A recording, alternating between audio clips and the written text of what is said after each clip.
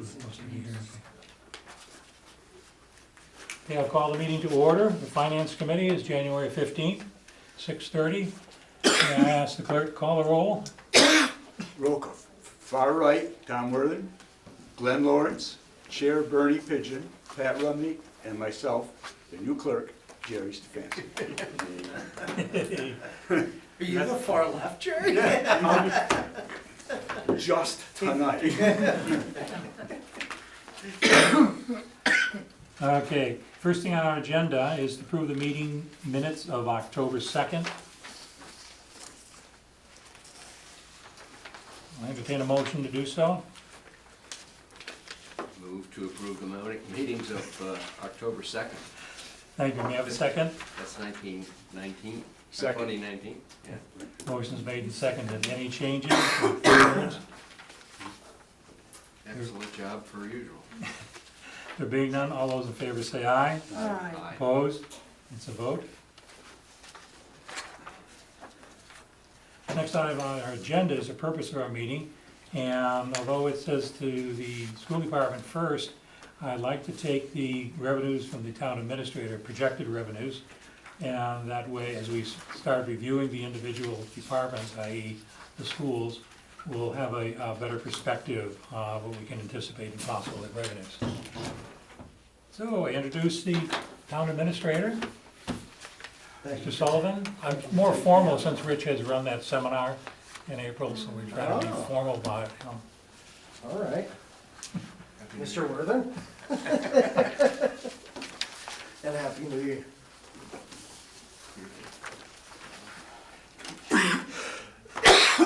Do you have enough for the rest of the members' packages? I got a copy. We'll leave this one for Kelly and the other members. to Okay. cover their package.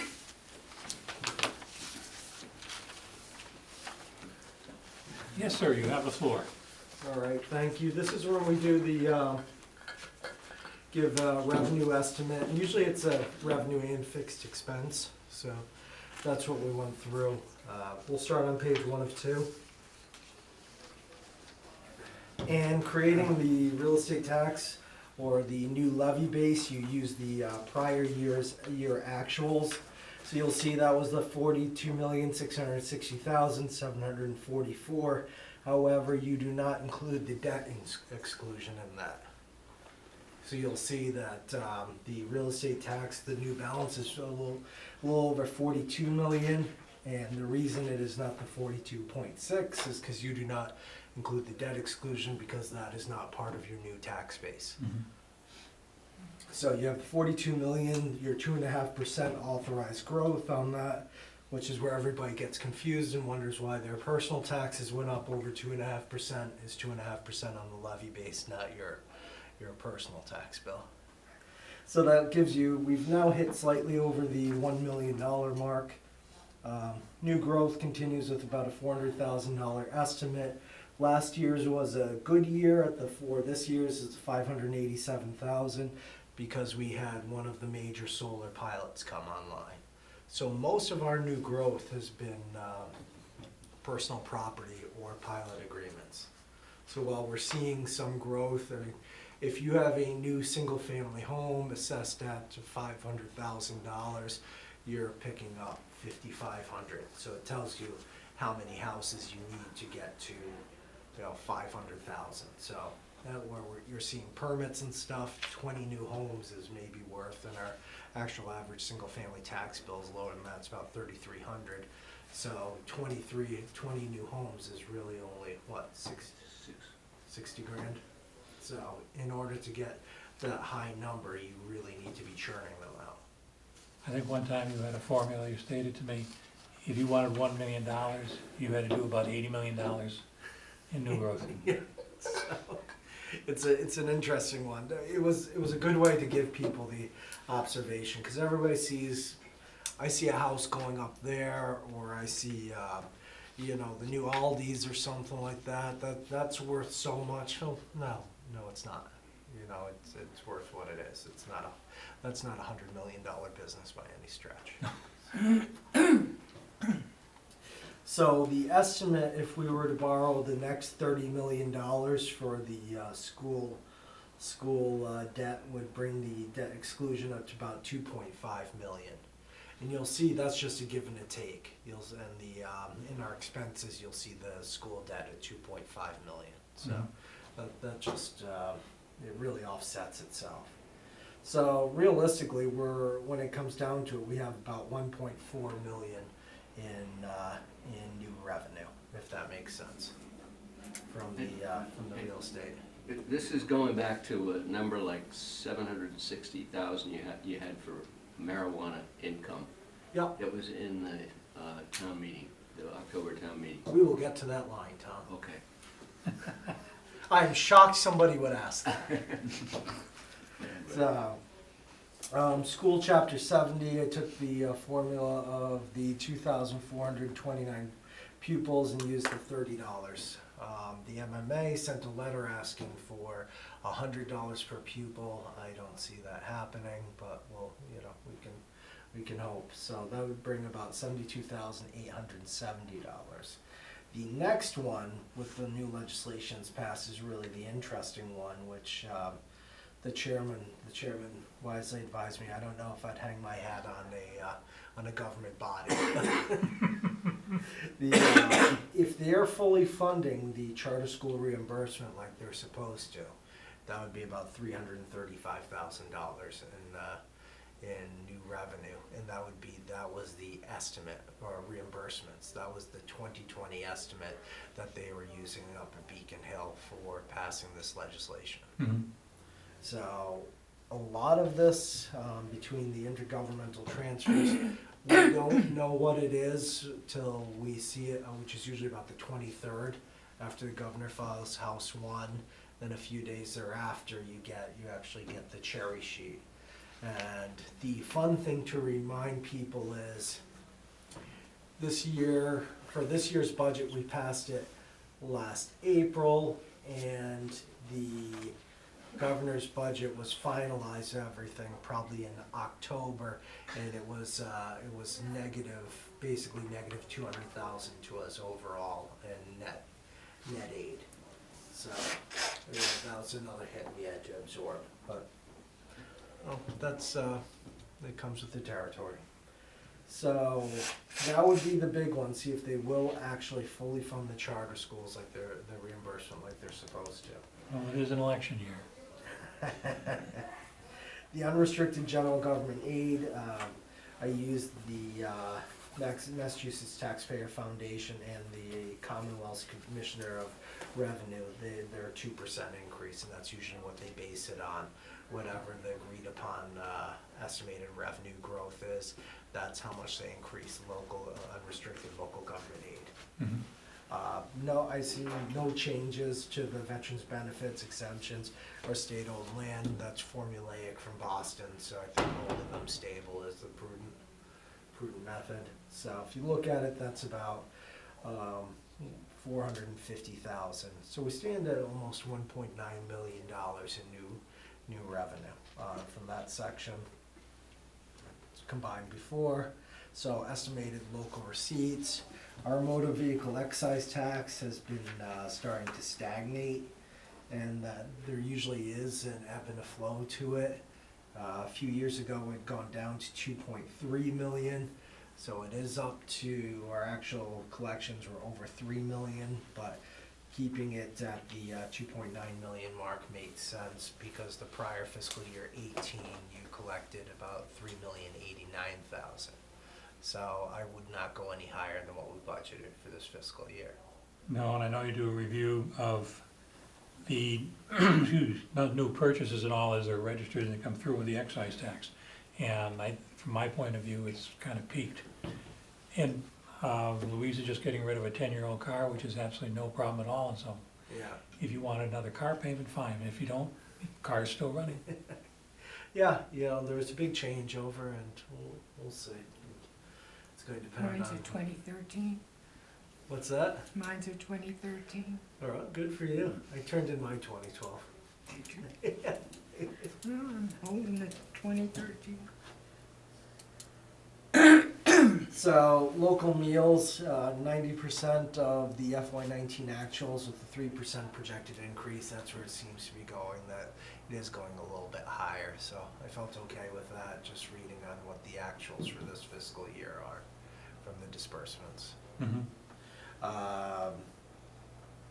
The local rooms, I haven't seen much of a change. This is where they park the short-term rental revenue, the short-term rental excise. The December disbursements came out, and that looked to be about a $20,000 increase from the excise tax from the previous quarter of the prior fiscal year. However, that they did not break out local, the short-term rental. It was in with our local rooms, so it's tough to tell. If I'm using my projections, I think we may get, after a full year, get about 75,000 out of it. But until we have a full year's worth of revenue and they've broken it out for us, it just doesn't make sense to put that out there till we know what we're actually gonna get. Indeed, yes. The boat excise tax was, actual collections were a little over 50,000, so we will reduce that to the $50,000 level for FY21. The canvas revenue, and this is where Tom was speaking, I think. So between the first collection we got, which was the batch was in was it March 29th, 2019 through November 20th, 2019, the total revenue was $1,236,631, of which $293,925 went to the Municipal Stabilization Fund. You remember 25% of all cannabis revenue goes to that. So But that it was $1.2 million across 8 months? Is that what it? Yeah, so when you look, it's not really across 8 months, it's really December to almost December. It's just we get a payment, the quarterly payments, or however the batches come out. So, yeah, it looks to be about $1.25 million over a year. So it's $100,000 a month we're making? Yeah, And that is just off of VeriLife? yes, but this is, the business thought is, this is the least saturated point in the market. Yeah? Oh, As we add 2 more on, there's no more consumers. We've maxed out on the consumers because we've been mostly. Well, I haven't started yet. They'll get you, Tom, don't worry. So this is my real fear when people hear these numbers. So ours was the 3rd store in the Commonwealth to open up. And we were pulling people from New York, from Connecticut, from everywhere. As we open up more and more stores open up, this is your best revenue you're gonna get from the retail side. Just because we had 2 more stores does not mean we're Well, going take to have 3 it the other way. You got $100,000. How much gross is that for us to get $100,000 a month? Oh, well, you figure they would have had it'd be 94%. If we're 6%, so 94. So figure what they're making $1 million. You know. What are we doing here? I might have said when they first came forward about 5 years ago, I made the wrong decision. Well, you got property out on Cranberry Highway. Yeah. So Derek, what about the growers? They won't be selling it, but will we get like personal property on your equipment, or how would that work? You get personal property on their equipment. Whatever, if they're in a vacant property that was abated before, you get some revenue. Now we get a 3% impact fee, and this is the one that people need to be concerned about. So the retail marijuana, you get 2 parts. You get a 3% excise. Excise is guaranteed. You get a 3% impact fee for the first 5 years of the host community agreement. That is the max you can do. After 5 years, what happens? That revenue is gone. Goes down to 3 again? It goes just to the 3? Yeah, it goes to 3. So that revenue I'm going to tell you right now, that there's lobbyists up there saying that it's unfair because the impact fee is supposed to be the impact to a community, the negative impact. The extra, So, taking care of people and stuff like that. correct. So there will be, and they've already started lobbying, and there will be lawsuits on it, about the 3%. So what I'm hoping is that the MMA can get The together. 3% or the 5% impact? No, the impact fee's a 3%. 3% excise, 3% I impact. thought you said 3 and 5. Yeah. I'm sorry. Oh, that's fine. Oh, it's the 5-year impact. 5-year. That's where the 5 came from. Okay. So what we really want is the MMA to lobby to fix that 3% impact fee as an excise. So it would be a total 6% excise on retail, and then all the others from the manufacturers to the growers to, there should be a 3% excise, because then that's guaranteed. Because if we today budget with something that there's no guarantee after 5 years, that's an unstable platform. I think it's great money, and it's fine to go to free cash and then use it on capital items. It's fantastic. It's money you haven't had, but you cannot put that into operations and base the salaries, people. Yeah, so until there's some guarantee to get it. So I think this is what we need to understand. It is fantastic that we've received $1.25 million. It is great. It has not gone into politicians' pockets. It has not gone into employees' pockets. When you look at the budget, last year what we budgeted was $150,000. So the $150,000 revenue gets expended. We originally put that together and it went towards the getting the library recertified and going to the school department when we did the budget that year. So, you know, it has worked wonders so far. But this is not going to save the town. It is doing a great job helping us. And I understand people were upset that it took longer to get through Main Street than normal, but that was all dollar signs walking back and forth.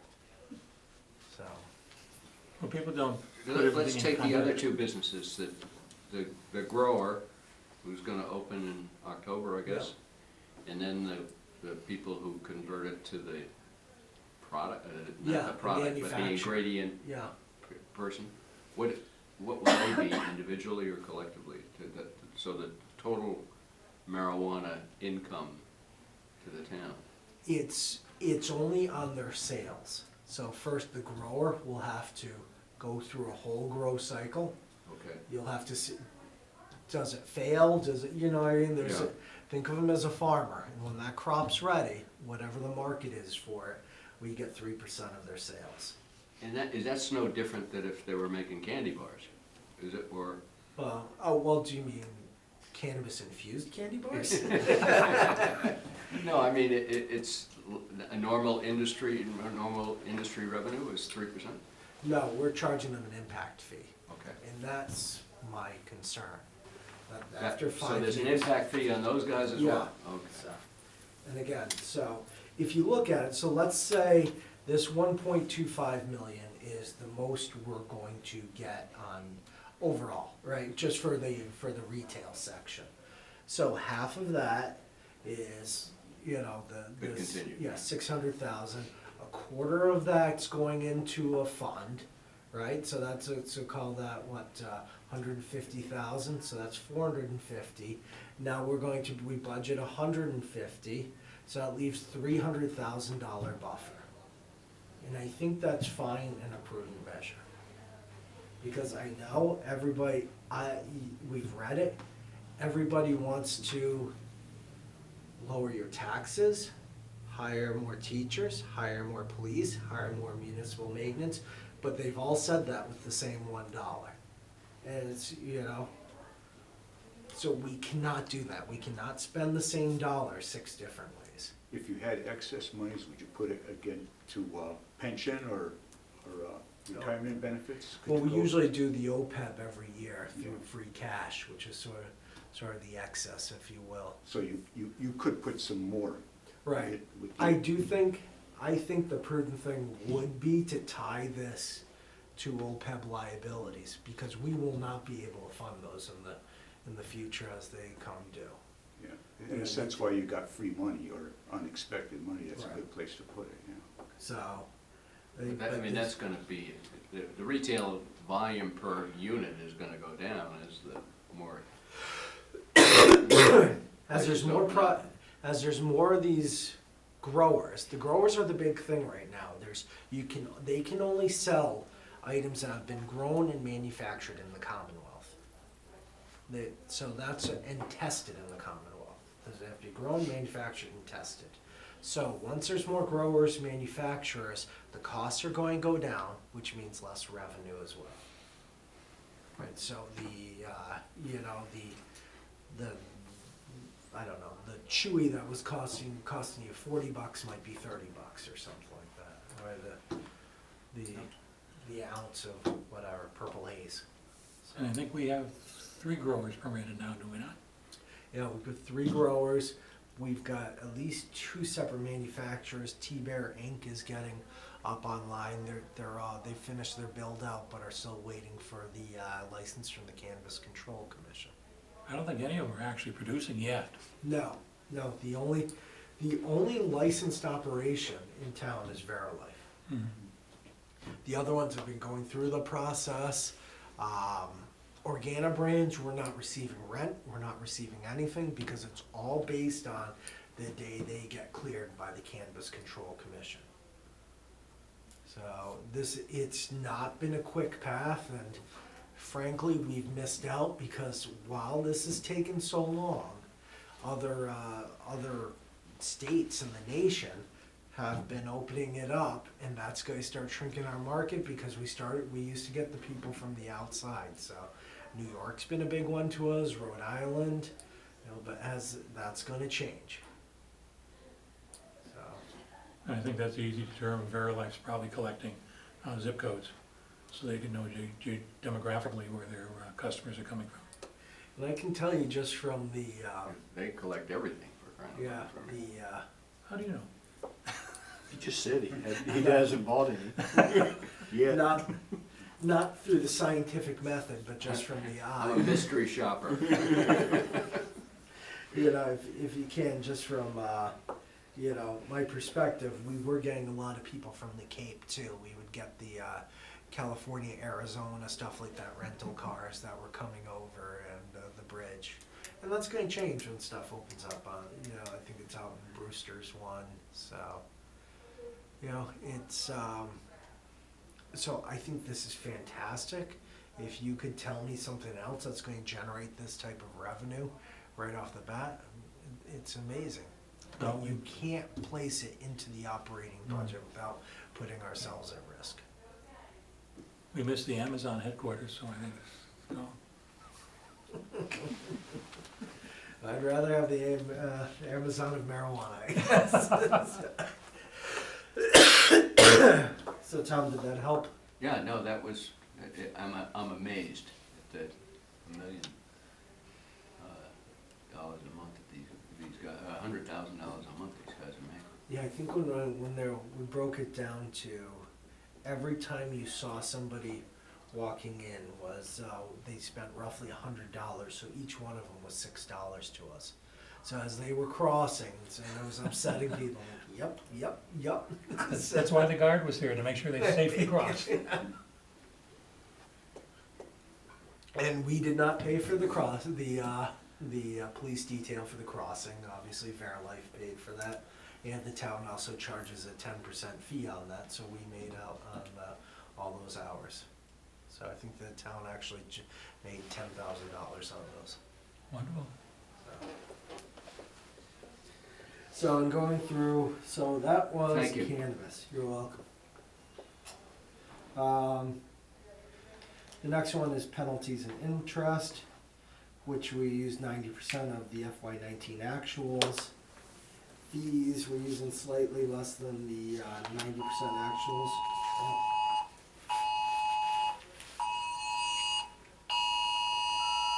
Sorry. The Red Sox want you to become their manager.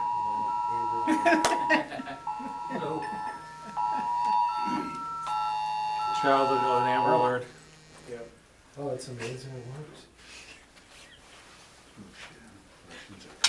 Yeah, the Russians. David walked in the room. One way of signaling your presence. That'll do it.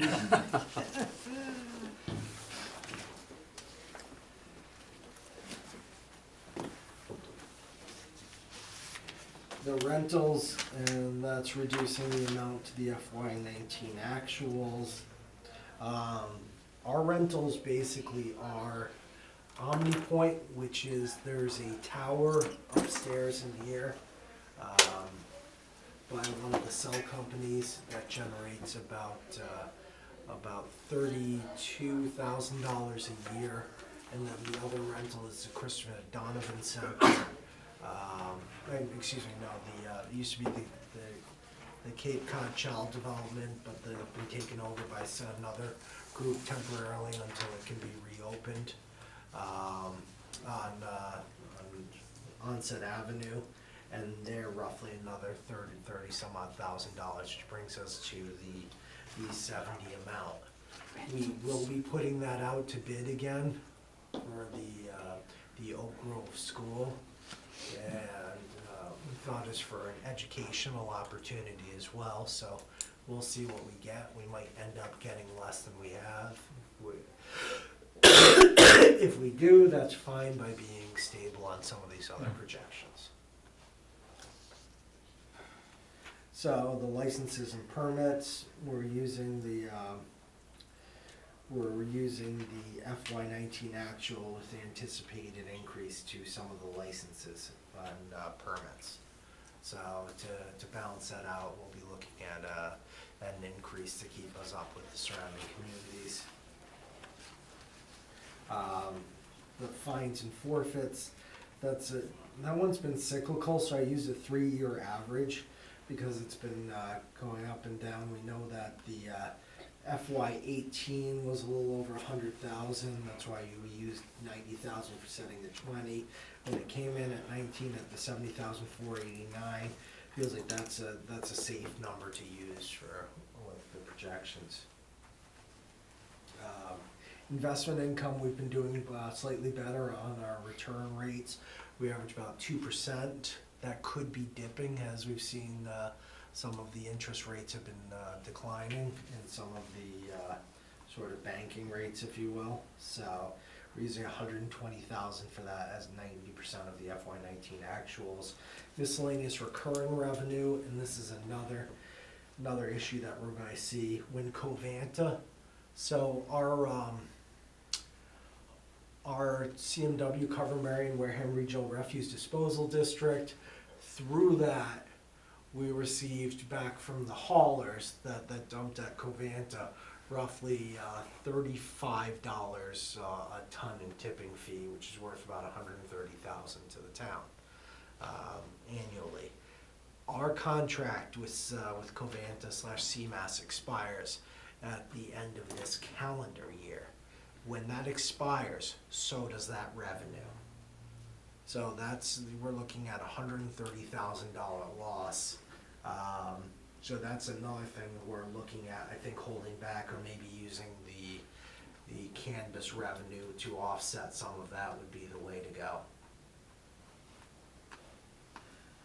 So right now we're looking at a little over $82,000 increase in local receipts. Local receipts have been gaining very well for us over the time, but that's going to slow down. Derek, would you refresh the Medicaid line? Where's that? That comes from the school School children, children, right, Kim? Okay. That's what I refreshed. These are just some receipts reserved for appropriation. So the harbor service permit fees, we take out the $85,000, the waterways improvement, $30,000, wetlands protection, we use the $25,000 to pay for the conservation officer. So that's the new revenue. And the next section we'll talk to about is the expense, or sort of what we'll call the fixed expense.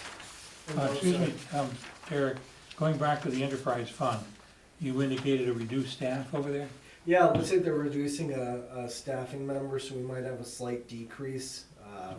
I'm gonna pull the most, they've had some turnover, and at least one position they're telling me will not be refilled. So I'm just reducing my estimates on it, just to keep in line with their staffing. Yeah, I was, But that's reimbursement for, Right. For expenses. Fees, yes. So if they Yeah. had, somebody's on the, family plan or something like that, so. So when you look at it, the next lines between the town and education, you keep those flat because we're just looking at the revenue and fixed expense.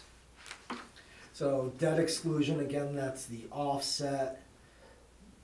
These other debt lines, really the goal is to keep those level, and in a highly functioning sense, our debt outside the debt exclusion should be about 3 to 5% of our operating budget. Mhm. We're nowhere near that, so. Bond companies love it, but we really should be doing better. We're low. We're very low, yeah. Very low. Yeah. Yeah, but unfortunately, in order to borrow, you have to pay it back. That's, they demand that details, of you. details. So, the veterans assessment's just a small increase on that, is what we're estimating. Plymouth County retirement contribution, that's the actual assessment, the $247,272. We budget the reduced amount as we pay at the beginning of the fiscal year, so you get a 3% reduction. LIUNA, that's the Laborers International Union Pension, it was,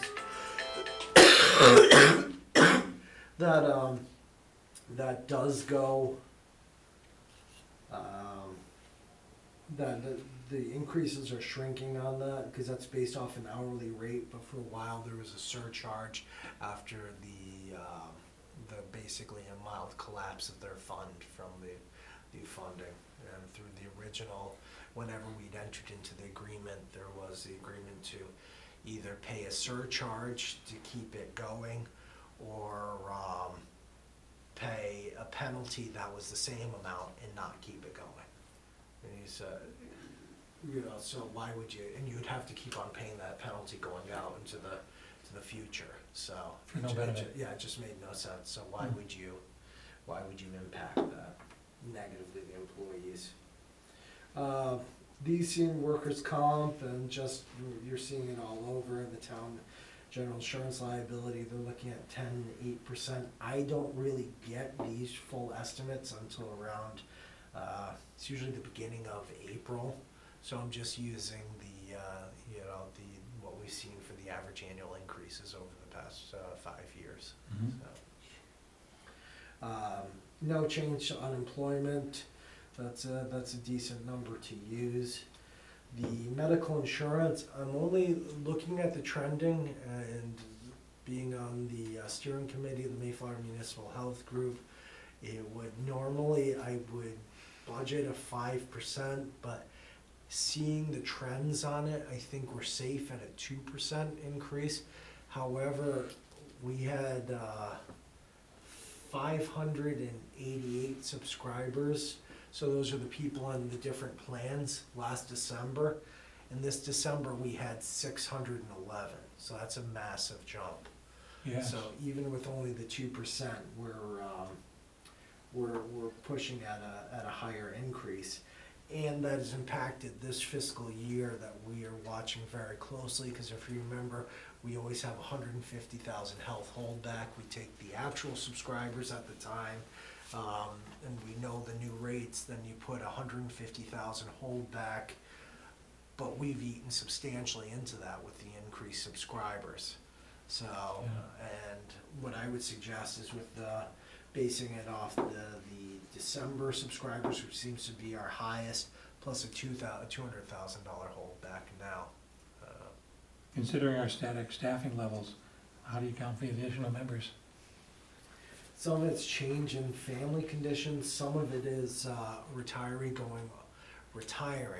and you're refilling, so that position's being Okay, refilled. going into the, Until they're 65 and Medicare eligible, we still pay the, it's still, they go to, I think it's the single plan, but you're still paying basically that higher premium one until at 65, which moves them down to the one where it's $372 a month. It's like Medix, I think it's Medix 2 with a PDP.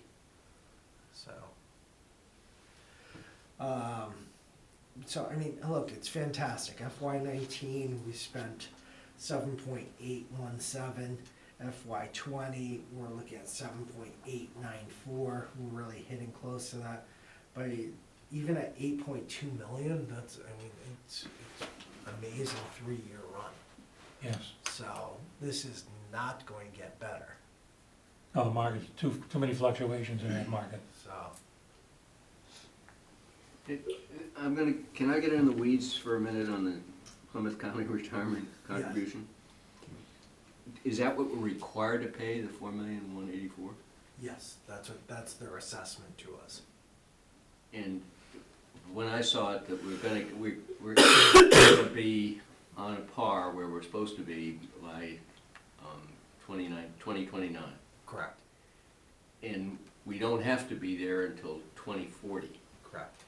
So can we slow down at the rate at which we're correcting our under accrual, or whatever the term would be? So could we kick the can down the road? So That's to correct, say? yeah. Well, I guess, but then what happens if we have bad market years and now our results aren't the same and we need that extra time? So 2029 projections. But we have been at 2032 and they pushed it out to 2040. Yep. So if we get to where it looks bleak, they'll just push it out to 2045 or. My personal opinion, I would love to get that 2029 done faster, and we don't have to put any excess money into that anymore. We're down to, that saves us, I think we'd have to put, what, about 1.7 million a year in there? I would love to knock this operating headache down. Because when it comes down to what you're But saying. there are other things we'd love to do in town too. Yeah, the other things one, we're required. The others, we'd love to. Well, the communities that have paid it off prematurely, from what I have read, the benefits they've reaped from it are more than they anticipated, because now they don't have that obligation anymore, they can do what they want. And that way they can proceed with larger issues. I'm just eating the cake a little early, trying to. Well, you want to put it in the funds. Some of it goes into stock. Yeah, well, I don't know what their split is. Theirs is probably, usually, they're probably 30 or 40 equity and the rest fixed. And we know the market's going to go up for the next 5 years. Yeah, it's going to be So just why great. wouldn't you want to put it all in now while the market's, right? You didn't listen to the debate last night, did you? No, I didn't. Had we had the foresight, we would have done that. Probably about 2009, I think we would have popped it all in. Oh, yeah. So when the Dow was at 6,600, and we're now at 29,000.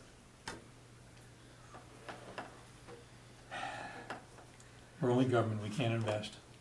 So Tom, we unilaterally cannot decide to do that. We can't, okay. We cannot. It would- That really was my question. Yeah. Do we have any latitude to determine at what pace we're gonna close the gap? No, we're part of the Plymouth County as a whole. And the interesting thing is their assessment is basically sent out to the communities as a whole batch. So they take all the communities together and then it's divvied out on a percentage-wise basis, so it's not our actual experience. So I've looked at where we've been for years and years about our employees, from reducing staffing to the years where we had much lower increases than some of the other communities. and I thought in the back of my mind, ours is probably overall a lower obligation than some of the other wealthier communities, what they've been given that are part of Plymouth County, so. Carver's doing an interesting exercise. They're paying extra money into Plymouth County retirement so they can get an actuarial valuation of what their true position is.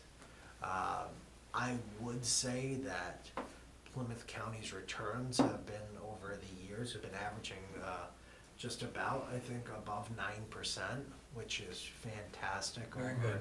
over the run. So I'm very satisfied. They keep their fees low.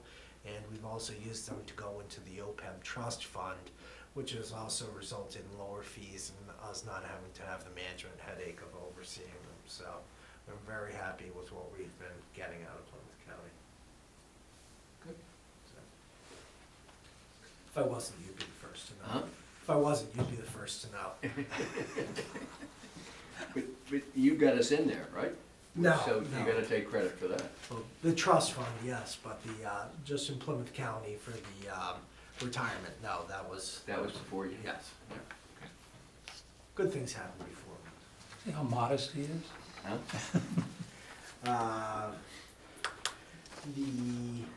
So just going through, and the FICA, just because of what we've seen for the contracts, I increased it by 3%. Because that's the 1.45% on the payroll, so if our payrolls have been going up roughly about 3%, Mhm, yeah. that would make sense that FICA would hit the, we'll probably this year, due to some of the retros, we'll just have to double check, we might be a little tight on the FICA at the 525, but I thought we did pretty well by increasing it and to 525, and just looking at it as to the overall amount.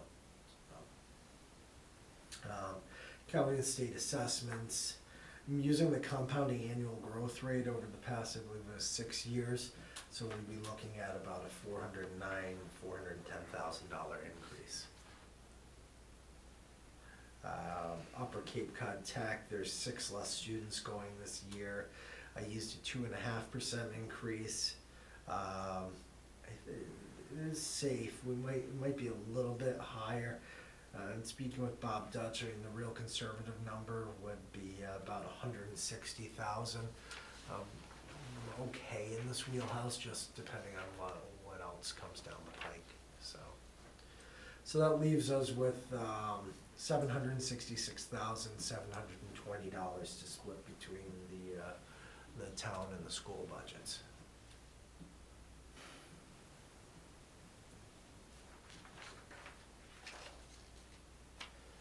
I am not hearing cheer. 1%.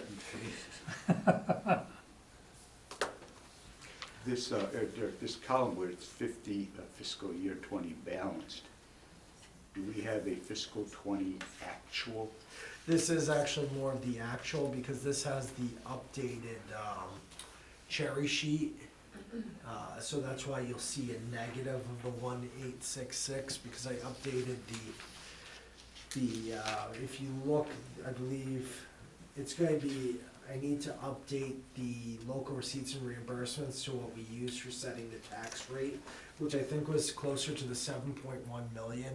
That doesn't, what we vote and what we use actually doesn't, if it makes sense, it doesn't really matter in setting the tax rate.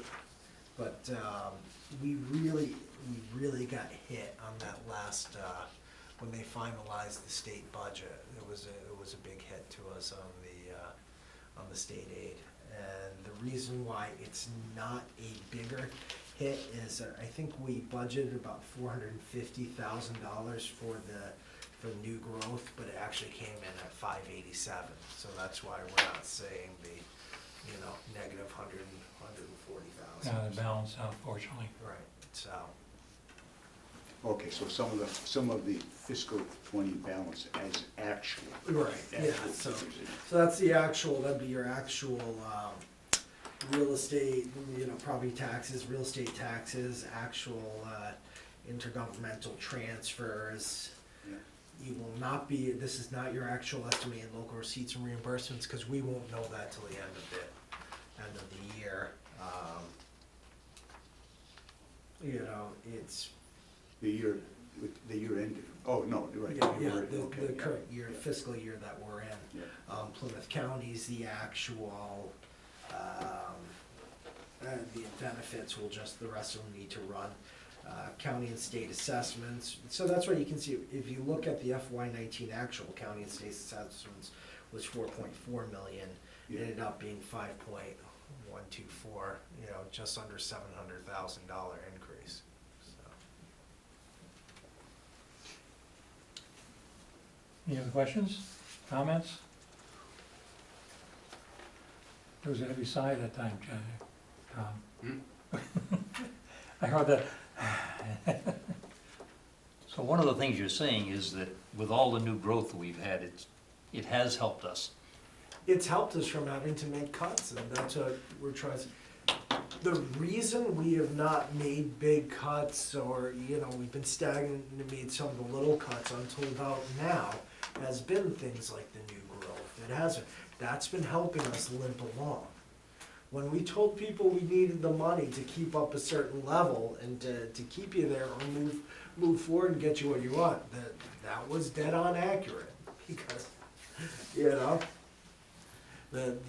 it's interesting, the chief's looking for a full sector or full, you know, 6 new officers and having an impact unit, which would mean that betters the lives of our residents.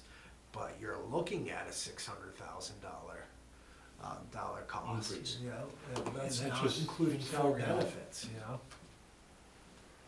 So, you know, there's a lot of things that we'd like to do. For municipal maintenance, I have to put at least $40,000 into the MS4 and start getting those catch basins fully cleaned, where Cleaned we're out. hiring somebody to do it. You know, I probably should be putting close to 200 aside for it, but I know we can't do that. So there's a lot of things, and when people say you need to live within 2.5%, I understand that, but we do not get 2.5% for our true departmental budgets. Well, when you put, it's, you know, maybe it's 1.1, 1.2. Mhm. So, I mean, my goal would be to get us each at least 2.5%. Each department. Yeah. Yeah. You know, Unfortunately, there's the outside costs that are growing at a greater rate. yeah, there are, and there's certain things, and we have to negotiate with our employees. The time of, I don't know if any of you have been experiencing this job market. We send out our, you know, job applications, right? We get responses, then you get no-shows, you get completely unqualified people, you get mystery people from New Mexico that have no experience, you know? We are not getting real applicants. We cannot fill these jobs. Our laborers, at the end of this laborer's contract, before we've negotiated with them, they were going to be roughly within a dollar of the new you know, minimum wage. So we were going to be paying that, you know, some of the custodians and laborers. Some of the other segments, heavy equipment operator, a little higher, but, you know, these are the types of things you need to take into consideration. And when other communities and such are paying more, you know, you can't just say, I'm sorry, we can't negotiate in good faith with you. Our teachers are the 3rd lowest on the South Coast in terms of the average salary. Fall River's the lowest, and then which is about $5,000 a year less. But the others are less than $100 or $200 less than what we're paying. And we're paying about 74.5. And the highest is probably $12,000 higher. So the really issue is we gotta run this town, and the town includes fire, water, the whole goddamn place, Yeah. with fewer people, more efficially. That's what we gotta do. But so much of our work that needs to be done is labor intensive. But- I mean, you gotta have But somebody. we don't need, well, I won't get into it because I'll probably get shot on the way home, but I mean, we need a helicopter view of how the South Coast is running and the efficiency with which we're spending our taxpayer dollars.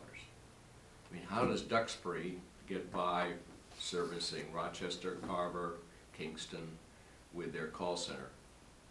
And we've got call centers, 3 of them in town. Yep.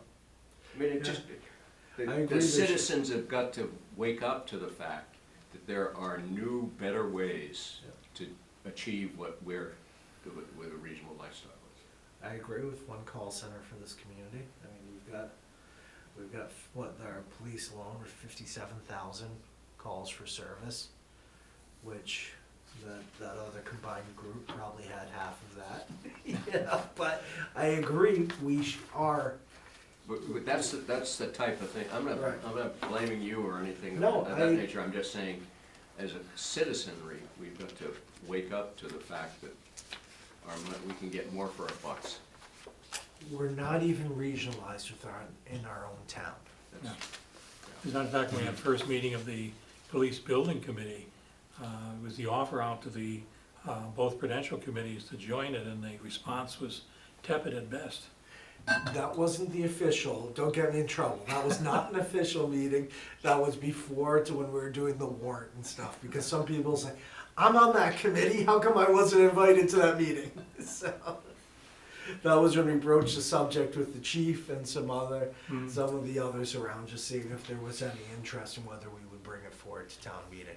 So, don't get me in trouble. I'll do my best.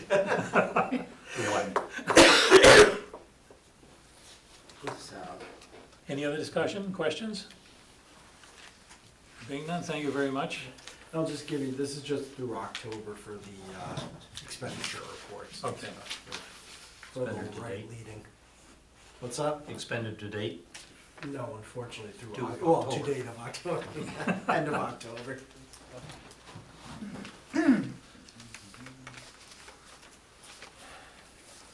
Thank you, Mark. Thank you. Appreciate it. Have a good evening, hope your daughter's feeling better. Thank you, I appreciate it. Yeah, she's back at school, but she's left me with a little gift. Feel the love. Good night. Good night. You don't wanna go hang out? No. Feel better though. No love. Thanks. Next item on the agenda is our school department.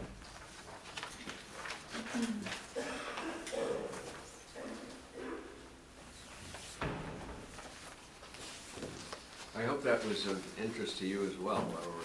Oh, sure. Oh, it was. When are you guys doing your all-day meeting? When you have all the department heads come in? We haven't scheduled it yet, probably early February. And we do it in the selectmen's room, and it's not just live, but Jonathan or Bob tapes the whole thing. And we have, now we go through all of them, and very typically, same as you people have done, they come before us with their request, not yet tempered by the review by Derek. Yeah, no, you learn a lot in that meeting, you know, from all the library, the police, everybody, yeah. Things new. Well, may I ask you to introduce yourselves first? Introduce yourselves if you would, please. Mike Flaherty, Chairman, Wareham School Committee. Joyce Bakayaki, School Committee. Kim Schiffman, Superintendent. Thank you. As I said earlier, since that seminar with Mr. Bowen, at least for 1 or 2 meetings, I'll do it right. Good way. But welcome, and by all means, you have a presentation of your budget. No, presentation. I don't think they do. That was Well, you were supposed to present. answer questions. You were present at the presentation. Yes, of I the was. joint meeting. Mhm. Committee. And the school department, from my point of view, is, and it's outstanding and mentioned in your report here, has made some inroads of areas that have been rather frustrating. MCAS scores, the reading scores, And I've sat with Andrea for periods of time and talked about, she's specifically the reading and made extraordinary progress. MCAS is beginning to creep up overall. There's still some areas. How within this budget do you intend to are you going to be able to maintain that forward progress?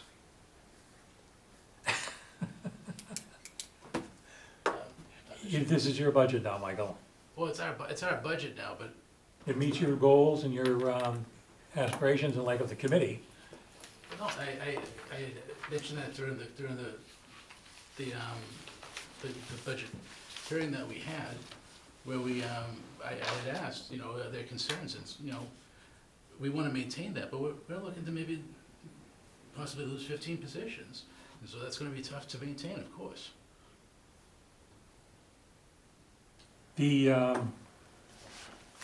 I've got a couple of earmarks here.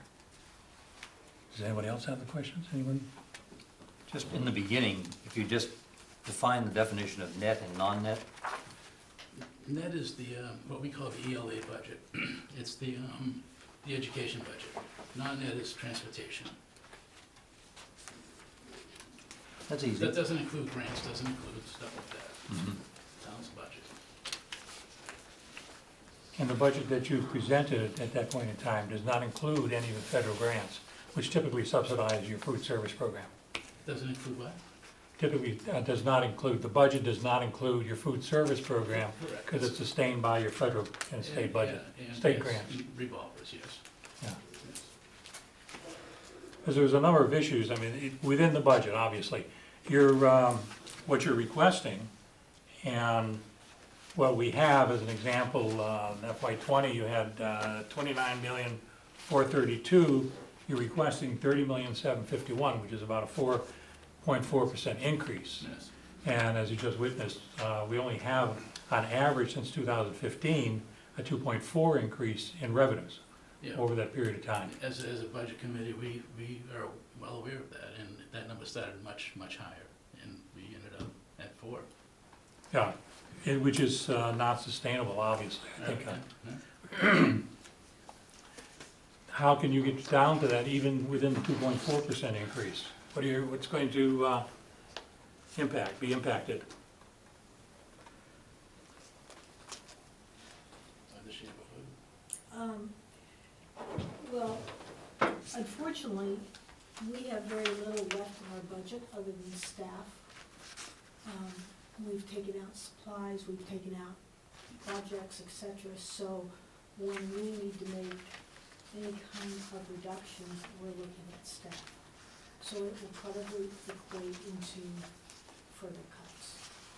Okay, so just for my own sake, when you say staff, the entire building, Yeah. so there's no segmentation between teaching staff or maintenance, or when you say staff, you just look at the whole picture and kind of outline. Okay. Right. Now, we try to look at administration, teaching, support staff, Right. custodians, everyone. Right. We include that. From 19 to 20, you had about a 7.5% increase. I think it was 7.43% increase. And now you're looking at 6%. Obviously, staff, you have teaching staff. I noticed that you're putting an emphasis on social staff also. And that seems to be increasing faster than your teaching staff is increasing.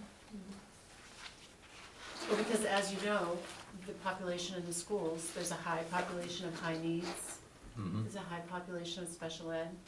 Our population of special ed students is higher than the state percentage. And so that's why you see those increases in staff in those areas. Right, you're pushing 30% on that, I believe. Yes. Mhm. I think a lot of the students that we service today have experienced trauma.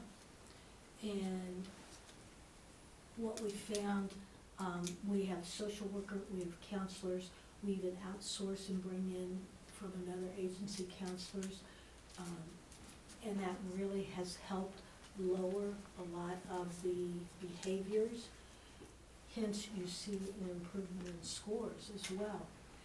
When you look at the reading influx that we've done in our lower grades, what we've also seen is a decrease in discipline.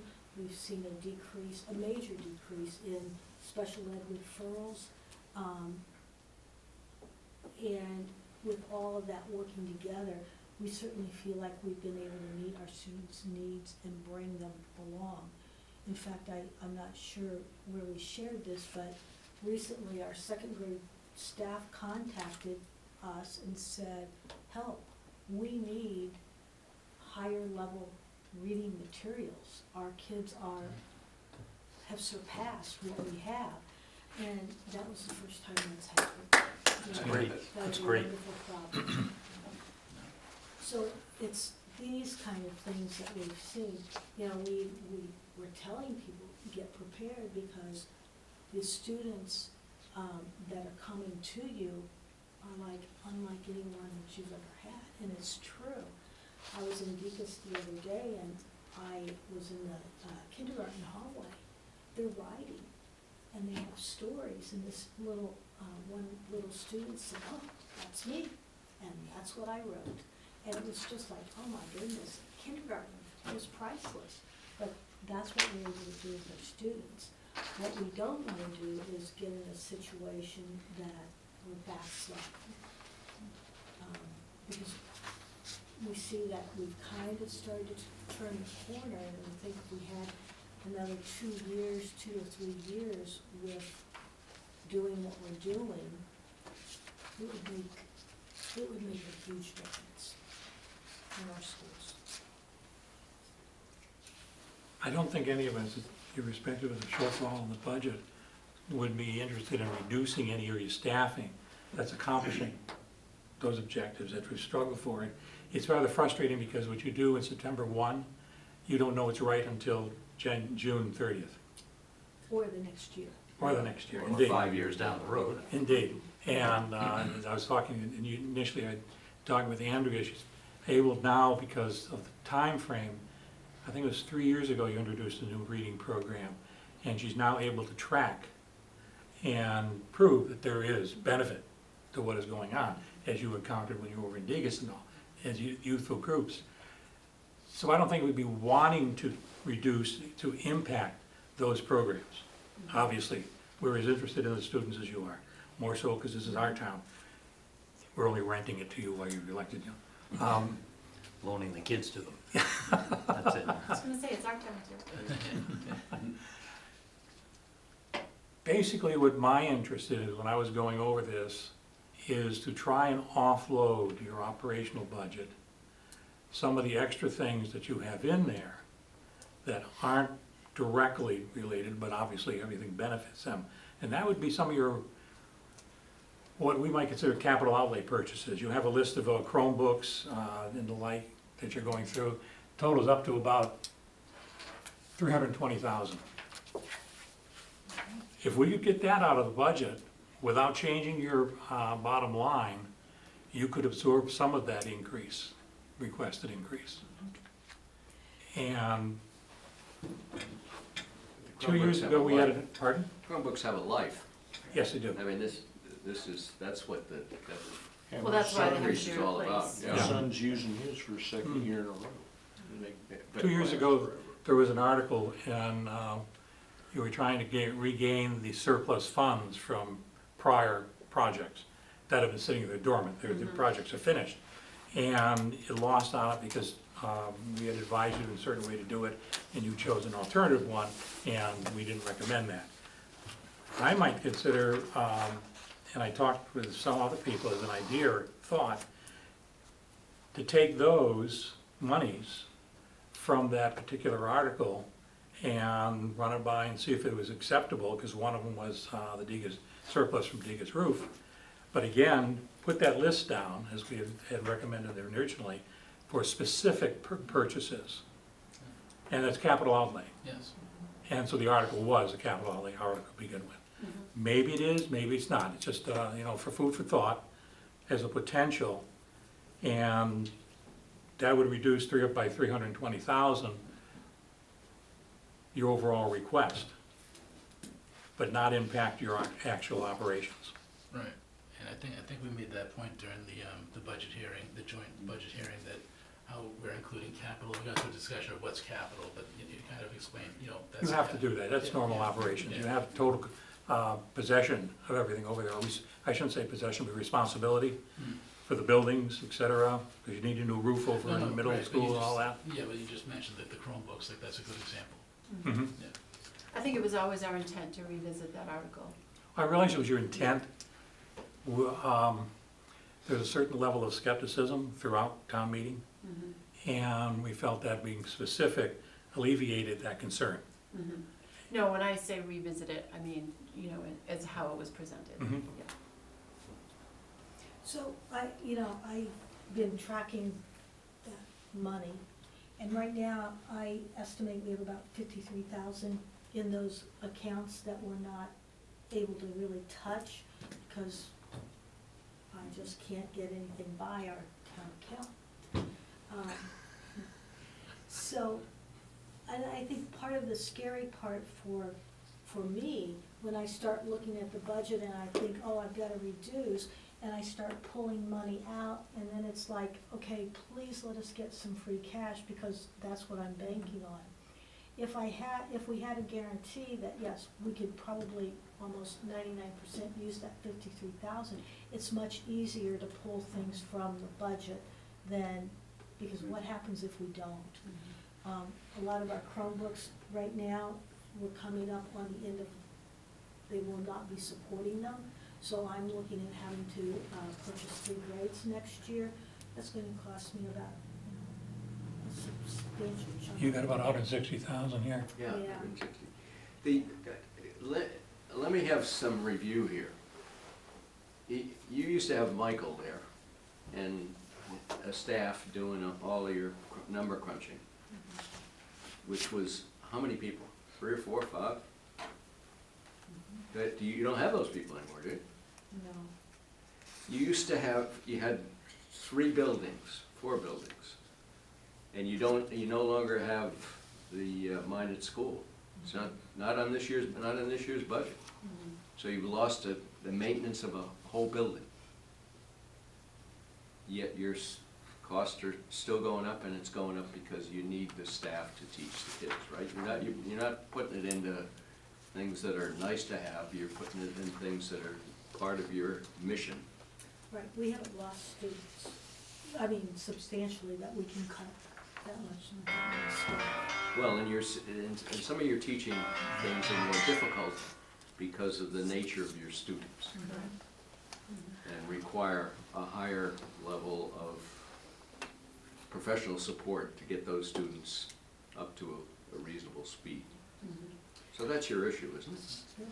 It is, and I would also. It isn't that you haven't had some cuts that have happened, but you're at the end of that pot that you've been, you've been cutting. I think, What are you spending to live in that, to be, your office is over there, what's that cost? Probably not. Can we move you into the high school, or can we move you someplace else so you got a different roof over your head? Not right now, we are maxed out in space. Once the new school comes on, that certainly would be a discussion, because there will be a free wing at the middle school, except, there's a lot of. Okay, the other part of it is, this transportation is a killer. And you've got to figure out a way to have more kids get to school a different way. So you have fewer buses, and you also have, they walk further, or they pay more for it, or whatever. Well, they've made improvements in that, Yeah. because a couple But of years ago. have you maxed that opportunity? Well, all I know is that, there have been changes so that students are registering now for the bus. In the past, they wouldn't know who was gonna get on the bus until the first day of school. They didn't know who was walking or well, they knew who was walking, but who was driving. Now they have to register to get on the bus, so they know, so that they're able to design the routes knowing who's riding the bus. Have we cut the number of buses needed? We have. One of our concerns for fees, when I look at the people that pay the fees, it's the same group. because we have so many students that are free or reduced, that it's like going back to the same Yeah. person time and time again. So raising the cost, we're just hitting the same person. We instituted the bus fees, and what was the number that we were told, 75% were exempt from the fee? Yeah. So, And then the other part of it is, your athletic programs, if you cut those back, you're gonna have kids flying to other absolutely. school systems. And we don't want that. They're an True. important part of the academic offering that you have Absolutely. and maintaining your student base. It really is if So you you come. can't, I don't see you can get at that. And your football team, I don't know how you don't have enough people out there. You gotta get the girls playing more football, I think. Well, we just heard from the football coach at our last meeting. He's enthusiastic about next year, so let's. Good, I mean, I'm not being critical of it, I'm just saying, you can't cut athletics. I'm just saying, you're sitting back here, what can you cut? You've cut your school buildings, you're cut your support professional staff, not professional staff, but your supportive staff, or whatever you call it, people who punch numbers. When salaries make up such a big portion of your budget, that's where we're at now. If only, if I recall, about 5 or 6 million after salaries that's actually left in the program for everything else. Might even be less than that. It probably is. Yeah. Yeah. What are the buses are $1.5 million? $1.8 million,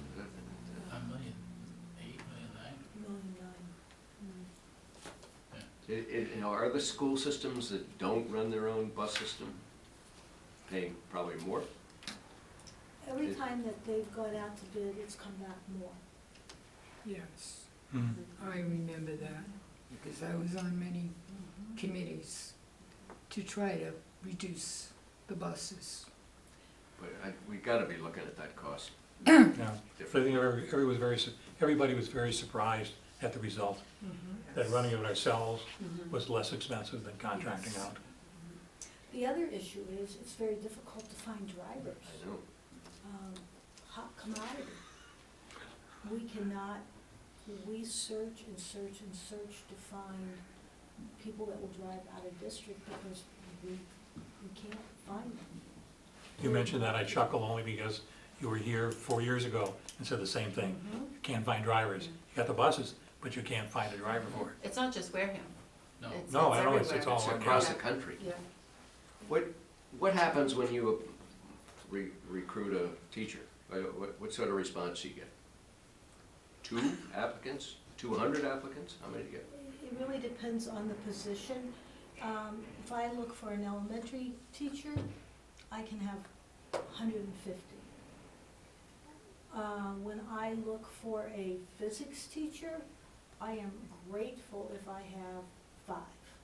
So it really depends on the subject. Special education, we could get a lot of applications, but that doesn't mean qualified. Qualified,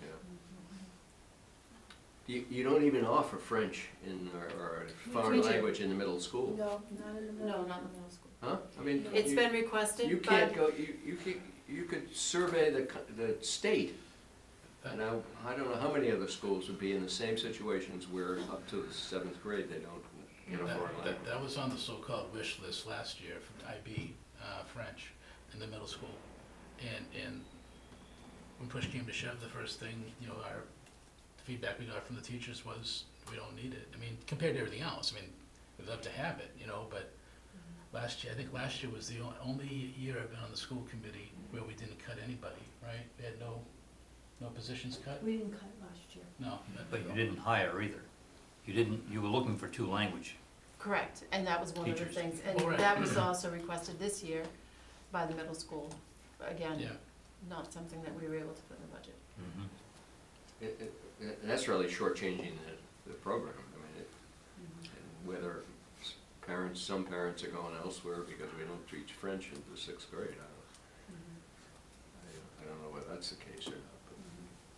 So I would also point out, and if you in this book, it's explained about the district review that we went through. You know, we went through it in 2012, and then we went through it again last year, and the improvements that were noted by DESI, which, you know, was confirmation, you know, for the teachers and for the superintendent, you know, to know what they were doing. And so now, to have to go backwards would be devastating for the schools. And the high school, we heard from the principal at our last meeting, they're getting ready for their NEASC review. Yes. Yeah, accreditation for them, yeah. And it was really encouraging to hear him talk about how we're in such a much better place now than we were the beginning of our last one. Quick to point out that we never were in danger of losing our accreditation. We never lost our accreditation. But now going into that process again, we're in a much better place because of what we've been able to do. The town has been supportive. So we just don't want to, it would be devastating to go backwards. I think the town has to know where you've come and the progress you've had. Mm-hmm. Because if you're gonna have to bump heads at the town meeting as to who's getting the dollars, you've got to build your case. While we're talking of dollars, so I must have missed something because I don't know the gap you have to fill. Is this, when we went to that joint meeting, you had a figure of, I think, the 31,551, then you reduced it by 800,000. Yes. And so that left 30,751,000. Is that where you're at now? That's the voted Yeah. number. That's the voted, okay. Yes. And then what number are you trying, or what number do you have that you're aiming to go down to? Or do you believe that you have to go down to? You Well, know? I'm not aiming to go down at all. Okay, so I listened to a meeting last night or Monday, and someone talked about the possibility of cutting some. Yes, So that's where you would go if you had to reduce this number? Is that what you're? no, I had to make cuts to get to this number. Oh, so what you said, or whoever said it Monday, you have to reduce to get to the 30,751,000. Right. Okay, so that's all, that is already, that you'll have to do that come next fall or next school year? I will do that, we will be making cuts as we move forward to make this number. To make, okay, Part of it will be absorbed through retirements. yeah. We'll also look at consolidations of, and shifting of people, because we certainly do not want to make any reduction of personnel. I'd rather shift if I possibly can, but to make this number, I'm losing positions. So, and I would say good news time. Did you hear any good news from the town administrator tonight that would encourage you to think that he may be able to contribute a little more towards your, no? I didn't. But, yeah, but I do want to, you know, one of the things that I've heard time and time again, we don't support and take care of our schools. So we've really been making a concerted effort to invest money, to upgrade our buses. You know, the town meeting, they were giving a sum of money. We purchased a bus, we're waiting for it to come in, and we've been shopping around for a van. And today we finally found one, and we're able to get a quote. So come May, because it takes that long to get it all fitted, we'll have a new van. But we've also replaced carpet in the buildings. We've done a lot of HVAC work. We've air conditioned the cafeteria. Fields and grounds, they have kind of been the forgotten people. But now our equipment, when we're spending more in repair than what it's probably worth, so we just purchased 2 mowers that we're sharing with the town, so we'll cover some of the town area up here to mow. We bought a Kubota that we will certainly help and plow this area for the town with. Our security in our buildings is probably second to none in the Commonwealth. There's, I would say at this point, there's probably no place you could go in that building except restrooms or classrooms and not be on camera. We put 2 new cameras in entryways, and as soon as the software comes in, what will happen, we'll be able to load pictures of sex offenders or other people that there are restraining orders against that shouldn't be coming into school buildings. And as soon as that camera captures that image, we will have notice that that person has walked into our building. You got facial recognition? Facial recognition. We have the parking lots and fields are all covered. We're working with Eversource to upgrade our parking lot lights, HVAC at the high school. We've air-conditioned the server room that had never been air-conditioned, and so we were running 100 and some degree temperature with our servers. So we were able to get that corrected. We've replaced new bleachers, and I just learned recently that we're going to have to be replacing the scoreboard because the scoreboards keep going out during games, and really that's an issue for MIAA and other teams, so those will be upgraded. We're working on that with the Worcester Sox, or whatever they call them, the Wo Sox. So, and MSBA recently opened a window for accelerated repair, and as you know, we've been certainly concerned, very concerned about the middle school roof, but it also can open up HVAC, so we're in the process of creating an application to MSBA to look at the roof and HVAC. So we do recognize the need to invest our money as well, and we have not ignored that. I liked your printout, your PDF on the grants. I'd like to ask you a question on it. Sure. You have one person doing grants? Well, actually, we have several people that do grants, depending on what area you're looking at, that's what you cover.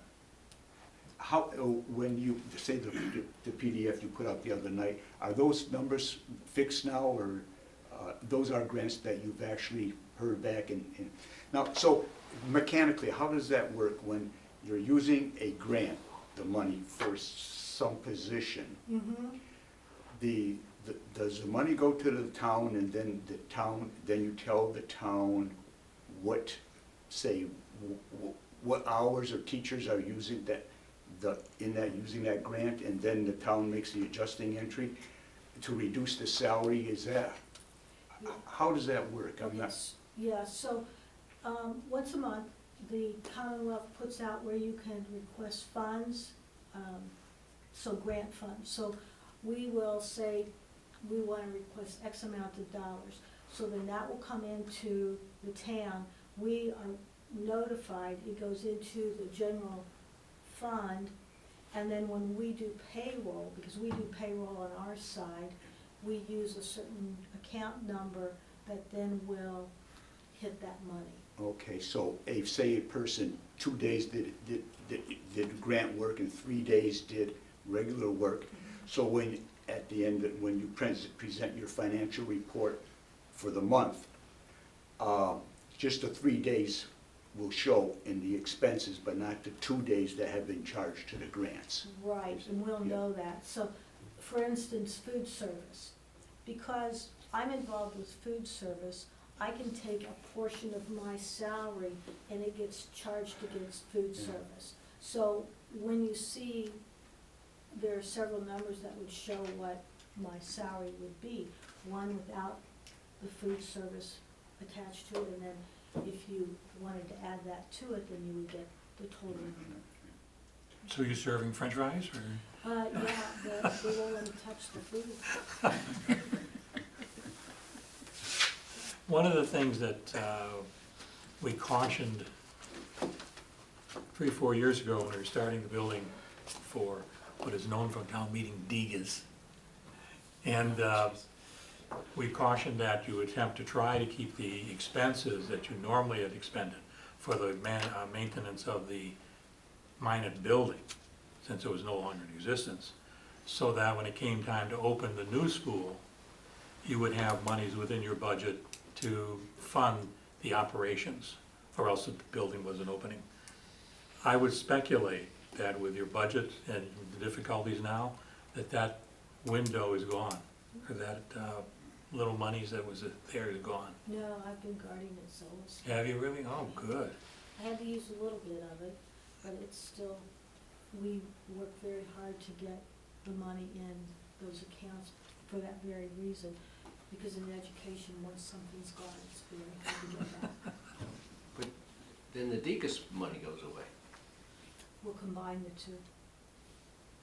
Well, actually, it doesn't, because the building still has to be maintained. Has to be heated, lighted, It's on the market, so get rid of it. not till they turn it over to the selectmen. Like on the 1st of January I was 2021. gonna say the next day, Yeah, Right. midnight, Huh? midnight, the day I yeah. walk out. But, you know, one of the other things that we really found when we left the Minot building, it was costly to leave that building, because there was a lot that we had to do to leave it. And I don't think we did not anticipate the difficulty in getting it cleaned. So we would like to give the town everything. Even quote-unquote surplus equipment. Yep. You finally had to junk all those desks, didn't you? Scrap it. Hmm. But you sold some to the maintenance, municipal maintenance. I know they Yeah, we got did, fancy yeah. over there, yeah. You She get paid for tried it. so hard, Yeah. yeah, to give that, to donate it, Yeah. you know.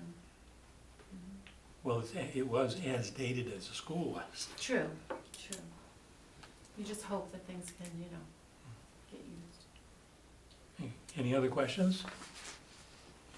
Your reading program is in the elementary area.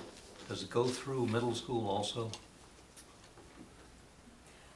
We've been working with teachers up through 5th grade, Mhm.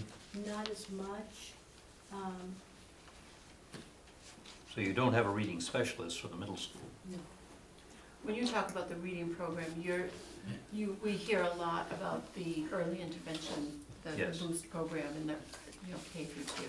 So it's probably what you're thinking of. I'm thinking about that, but how far does it go up? It seems to progress with the reading specialist through the elementary, but beyond that, it seems to disappear. Or the teachers take it over, but you don't have the specialist providing Well, right, I mean, additional support. true. It's just in a different form. Kind of morphs into something else. Exactly. Because if kids can't read, they're severely handicapped, Mhm. and that's extremely important. Mhm. That's why we want to keep the programs that we have in place. Yes. Because, as you said, they're seeing so many good results with it. And I just asked Andrea, she'll tell you. Yes, you will. At length. Sat with her and she said, and the brain does this, Yes. and it does that, Yeah. and my eyes glazed over.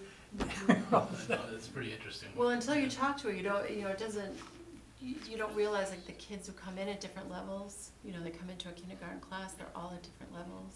Then they go home for the summer, you know, so she's been able to, and you know, they lose some of what they learned over the summer, but she's been able to conquer all of that, you know, Hmm. with that program, and, so it's really exciting, No summer slide this year, yes. which was great. That's Yeah. amazing. Mm-hmm. It Any is. other questions? And just to make reference, it's amazing, it is, when when I was talking with her, I was absolutely amazed at detail. It wasn't just a reading program, you know, here, read this page, or something like that, teach them. The understanding that goes in such depth. Any further comments or questions? Don't give up. We won't, you know, you talked Right. about the number, and which number, that is the number, I mean, we've already cut down to that number, so. And we appreciate the town, you know, the town has been really supportive of the schools in the last, since I've only been on the school committee, it's only my 3rd year. So I'm really looking forward to that continuing. I take possession of the town, it's my town, and those are my children. and I want the very best for them. Obviously, we have to compromise, as frustratingly so, but the intent is there. And I enjoyed a great education in a very rural area. I was very fortunate, and I think everybody should have the same thing. Opportunity, anyway. But we're a numbers people here around this table, and so we have to balance the facts with the reality, with the desire. So let's continue this conversation, it's not a one-time thing. It'll be Between now ongoing. and town It'll be meeting. ongoing. Yes.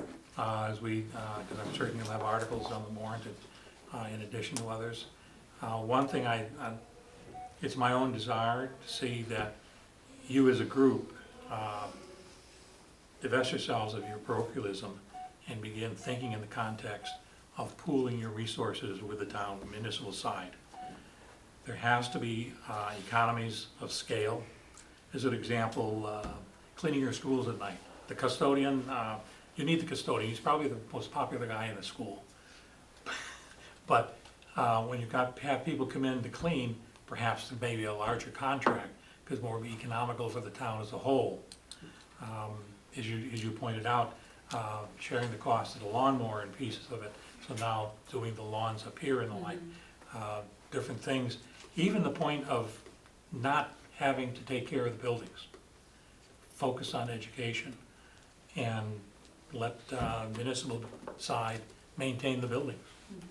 Eventually get to that. You did that with school buses. Yeah. You No, took but- the maintenance from the school department and put it on municipal maintenance. And it's much more effective use of the manpower. Yeah, it was great for both sides, because now we had a mechanic full-time. You had access to the mechanic full-time. Yeah, I think it worked out well, and they found some grants too. Yes. Yeah. Yeah, and you have some extraordinary repairs coming up. The buildings that we have are aging.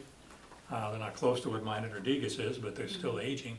And the utilities inside them are aging even more quickly, and the seagulls aren't cooperating.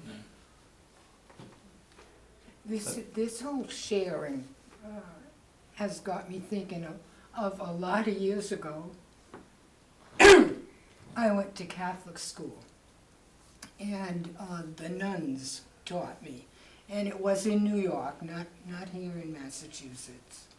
And in New York, the nuns taught us, and if we didn't do it right, we got hit with a Ruler, ruler. I know that A ruler was always good. the budget for rulers back then was very high.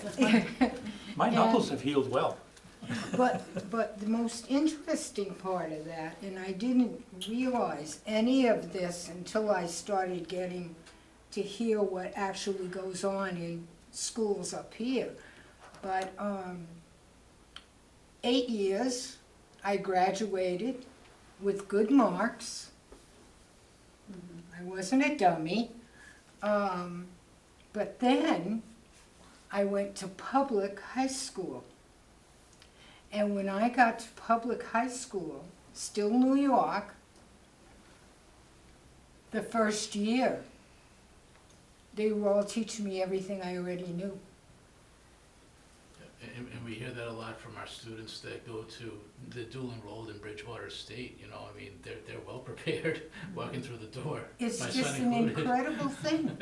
It really is, to see the difference. So I was bored the first year, you know, until they started teaching me something I didn't know. And I never quite forgot that, you know. But all the programs you offer, like the baccalaureate program and all, and someone was complaining on Facebook that you have all these programs for the students who do well and nothing for those who are struggling. You have to satisfy those kids who are doing well, or they're gonna just drop out and go elsewhere. And so you have a responsibility for nurturing all of them, but they're focusing on that. I thought it was very unfair for what they were doing.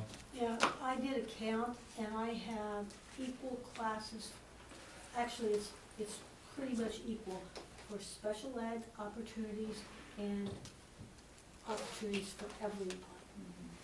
And so special ed courses far outweigh others. And what I mentioned, you know, I've kind of been on the case about this is the kids in the middle. We wanna take care of the kids in the middle, Right. you know? You So, have to. you know, and that was me growing up. I was a kid in the middle. I was happy where I was. You know, but, It's not just at the high school. Someone, I guess it wasn't at a meeting, was just talking about how great it is that we just instituted an advanced math at the middle school, you know, to give those kids, you know, a head start there too. So it's at all levels, you know, from elementary and up. Yeah. Do you think Chromebooks are a more efficient way of teaching than books? Well, I'm not And how a you teacher, use it. so I I would wouldn't be defer able to to that, answer yeah. that question. I go into the library and I'm used to be on the library board of trustees, as you know, and it's like, that's not a library to me, you know, but that's just how it is. That's just how they learn now, you We're know? preparing them.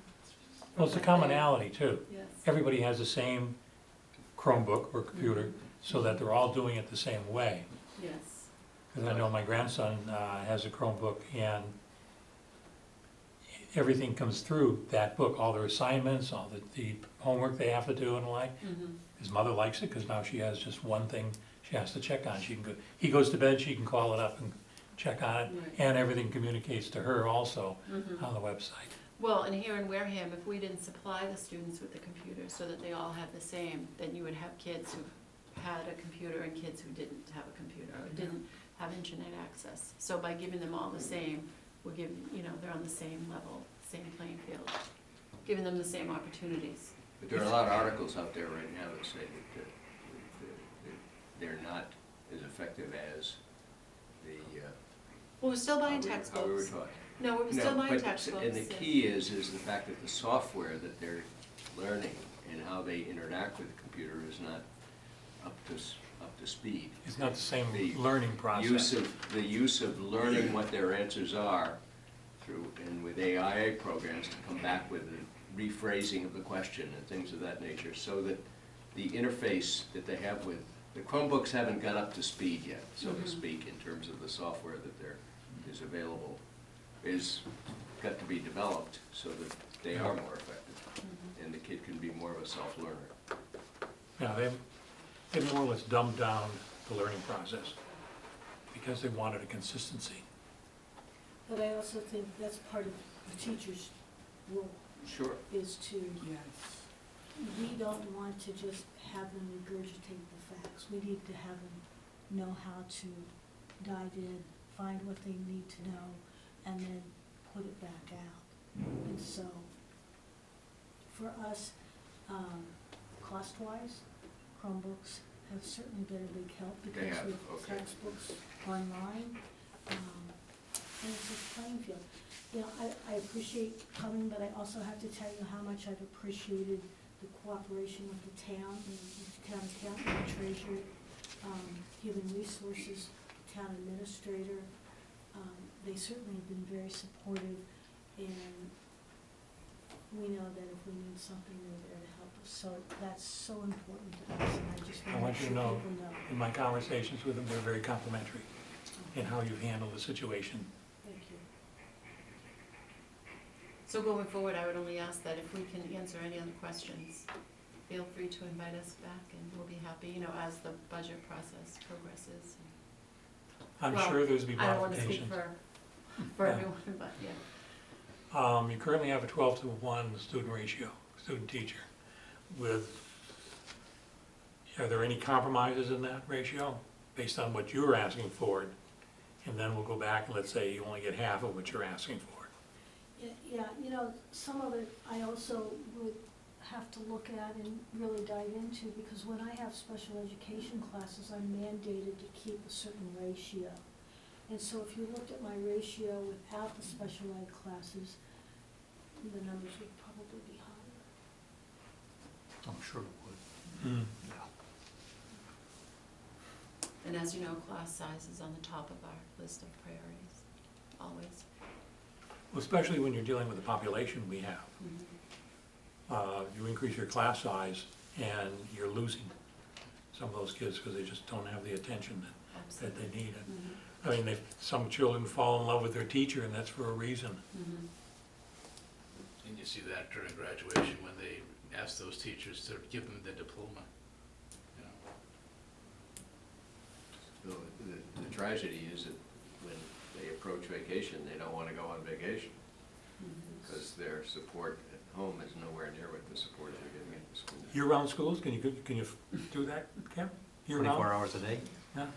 You know, we have opened up daycare on vacations, and we didn't do it over Christmas, and we had so many people wanting us to do it because there's no place for kids to go that they can afford. So, yeah, we can do it. We'll have to fix the air conditioning. We're working on it. Thank you. Well, thank you. Thank you very much. And if you'd ever like to come and see our reading that's going on at the elementary, we'd love to show you. It is a happening place. All right. Thank you.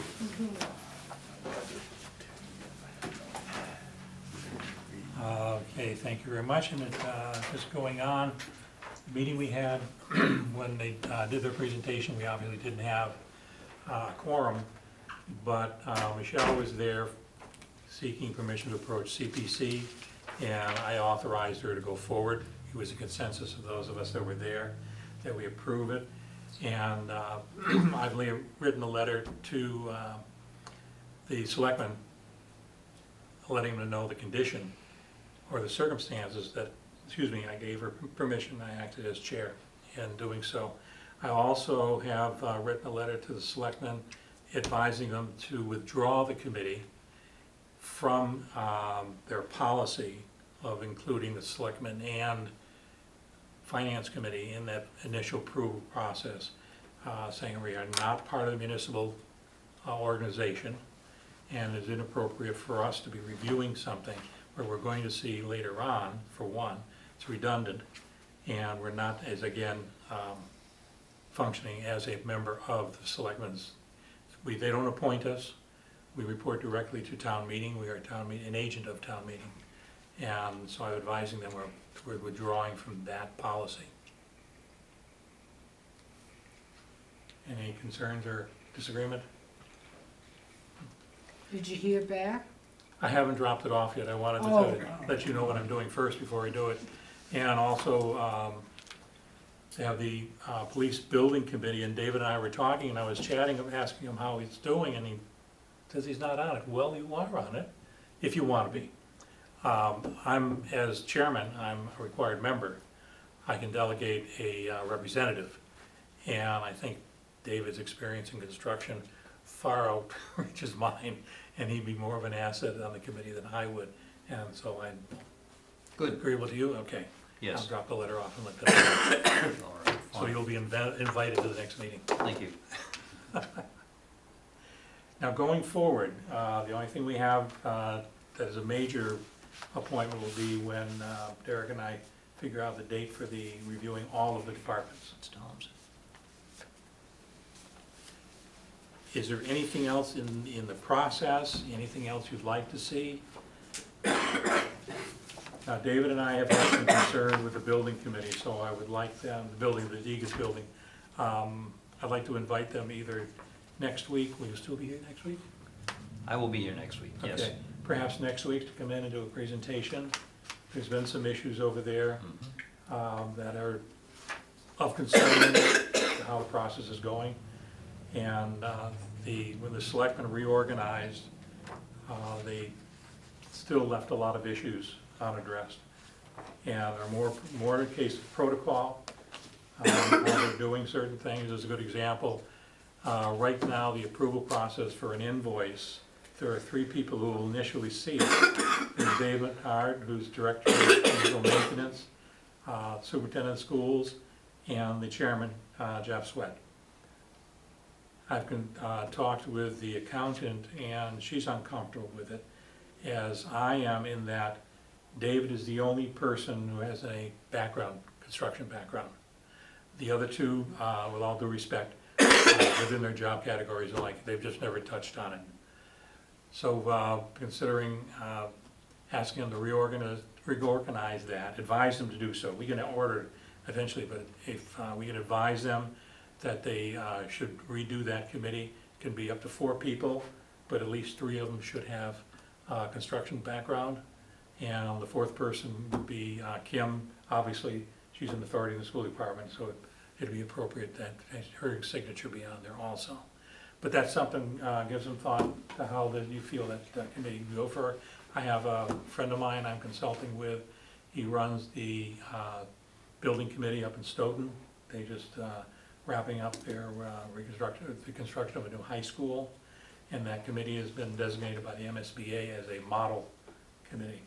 So he's giving me some advice as to how to proceed on it and all. So I think it's just a matter of organization. There's no public relations. There should be public relations to get the word out, continued support for the committee. And just instead of working, there's 22 members of the committee, so there's a certain sufficient number of people to do certain things. They've just started with, I think, a group reviewing the RFPs. That's just started, and it should have been at the very beginning. But it's different organizational processes like that make everybody more comfortable. We pass an audit with no difficulties, and the community, through the committee itself, has a greater involvement in the actual planning of it. We haven't even seen the site yet. There was an article in the paper saying that we're under budget. We haven't done anything yet. How the hell can you? Well, actually, they are. Well, It is yeah. under budget. yeah, but I But mean, we haven't done that's anything. come from We haven't something. started to build it. That's just taking things away and taking it down. No, we So- moved a pile here to there. Yeah, and then but we it moved didn't back take again, us, you know, it like cost that. as much to take it down as it was gonna take. But it is, the site is prepped for the actual construction to begin. And that is the process starting now. And it's gonna be very complex. I don't think they have an understanding as to how complex. We meet once a month, and I don't think they realize that it's going to be within, I'd say, 6 months. We're gonna be meeting every week. There's been there will be so much transpiring that the entire committee will have to be interacting with each other to get it all done. It's out for bid right now, so it is making progress, and we have a number of interested bidders, and What was it, 80, I believe, isn't it? well, there are 80 subcontractors, and I believe there were 5 general contractors. So there's a good number that have responded to it, which is good. And everybody on that list has been vetted by the state to make them acceptable as bidders. And they've also been vetted. Do you know who they are? I don't know who they are. I don't know who they are. I don't think Worthen and Company is in it.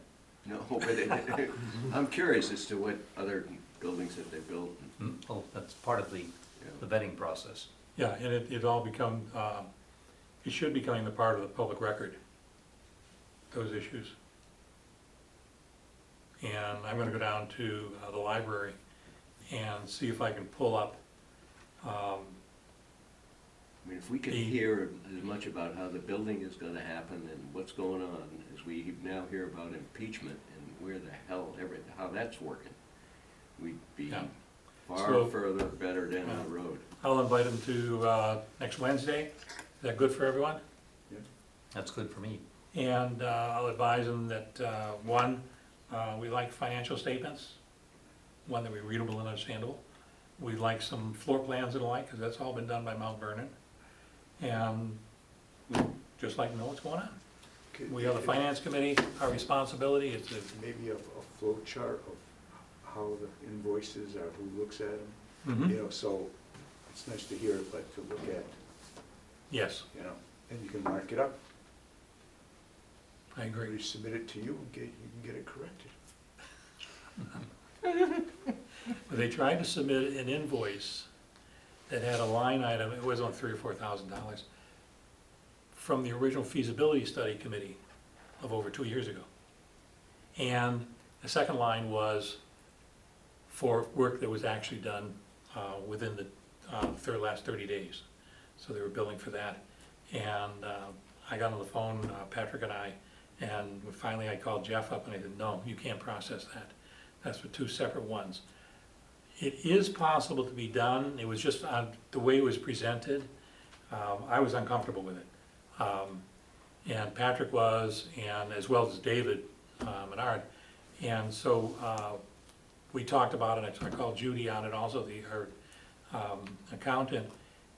Depending on how John Foster had borrowed the money. If he had borrowed money for the feasibility study, and then a separate borrowing for the construction of Digas, it couldn't appear on one invoice, it had to be totally separate invoices, and because the feasibility study is somewhat closed out, it might have had to go on an article in more town meeting. But John may have borrowed it, because the feasibility was less than $1 million, so he might have done it on a short-term borrowing. And then when he went out to borrow for the total, the 30 million or whatever he needs currently, then he might have packaged that into it, so then that invoice could have been processed. But none of us knew the background as to how it went, so we, I think they finally separated, they paid the most recent one, the other one is still outstanding. But it was more that those were questions, and David, excuse me, he's had some concern because he's the only one that understands the invoice, and he's getting pressure from the others to sign it so they can make payment. And I'm trying to tell him, with Judy and all, payment is not important. The accuracy and the appropriateness of the invoice, then we can pay. Really exciting stuff. It is, it's a thrill a minute. Yeah. Anything else? Anything on, before we go forward, in the process of our hearings and the like for articles, any difficulties anybody have with scheduling or whatever? I'm gonna be away for 3 weeks beginning the 26th of January. And I think I have you on my schedule. I'm not going anywhere. Okay. So Good, the you can only take over two would first. be perhaps David and Stuart, and so we'll work around that. And I think second week of February, the warrant closes, and everything has to be in. Beginning of that Tuesday it closes, selectmen close it. That Thursday, the petition articles have to be the last day for the petition articles. As long as we have 5. It was painful last year, because 2 or 3 meetings, we didn't even have a quorum. We had people here, Mhm. you know. Is there, can you require, not a positive, but if somebody's not going to show up, will they notify you? So, Yeah. you know, We you don't- gotta find out. I mean, Yeah. that was just painful, you know. We don't anticipate anything controversial, so we'll probably be able to package them. So we'll have multiples in any particular evening, so we won't have to have as many meetings. I think that'll help a lot. We know you're already starting with 8, right? Okay. So, what, 2 more can be absent. You still have a quorum. Mhm. So that should be doable. Yes. How's your health? Very good, thank you very much. I went for another x-ray 2 days ago, still have pneumonia. There's a spot in one lung, so I'm going through the antibiotics Again, again. same stuff. Yeah, move away. The worst thing about this whole thing, having double pneumonia, now it's coating both lungs, so I'm oxygen deprived. I thought I was going mental for a while, I mean, not literally, of course, but I couldn't focus on things. You've I already, couldn't- you can't go I just twice. wanna fit in, I just wanna fit in. Loop back around the same, right? And napping a minimum of twice a day, and you're thinking, geez, you know, I take these naps all the time, how am I gonna sleep all night? 11 o'clock, my head hit the pillow, 8 o'clock, I lift it off the pillow, and holy smoke. Have you had the pneumonia shots? I thought I had. So I've gotta check my records now and get back again. I have another appointment coming up with my regular doctor, so he'll go through another x-ray and determine that our lungs are clear and all. And that, but it is, I've had pneumonia once before, but only in one lung. And yes, it takes a drain out of you, both lungs and it's mental. The shots are supposed to be hopefully effective. Yes. Bernie, with your permission, the clerk would like to make a motion. Do you have to move something? I'd like to adjourn. Motion to adjourn, I have a second. Second. All those in favor say aye. Aye. Opposed? Have a Thank good you. evening. Thank you very much.